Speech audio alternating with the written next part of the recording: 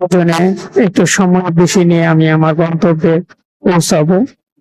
তবুও আলহামদুলিল্লাহ আল্লাহ তাআলা যেন কোনো দুর্ঘটনা সম্মুখীন না করেন।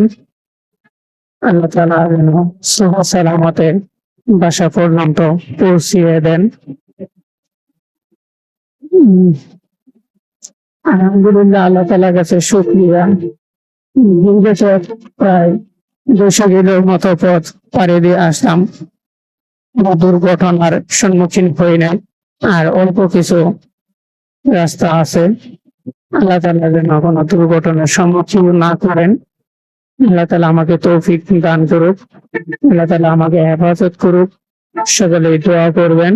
আর কমেন্ট বক্স খোলা রাখছি, এই ঢাকার ব্যস্ততম রাস্তাগুলো আপনাদের মাঝে কেমন লাগছে জানাতে থাকেন, কমেন্ট করুন। আমি কোনো ওভারটেক করবো না, আমি সময় নিয়ে আমি পিছু পিছুই যাব, কারণ এখন যদি দ্রুত যাই তাহলে সমস্যা হতে পারে যে কোনো একটা, কারণ আমি দীর্ঘ পথ পাড়ি দিয়ে আসলাম। আপনারা দেখুন এই শহরে তো অনেকটাই ফাঁকা, রাস্তাঘাট চলা যাচ্ছে, কোথাও থামতে হচ্ছে না, সুন্দরভাবে যেতে পারতেছি। এই যে এই গাড়িটার সঙ্গে আবারও আমার দেখা হয়ে গেল,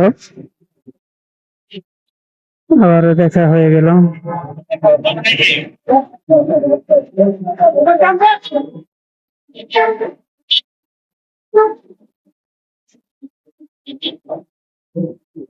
ওই গাড়িটার সঙ্গে আমার আবারও দেখা হয়ে গেল।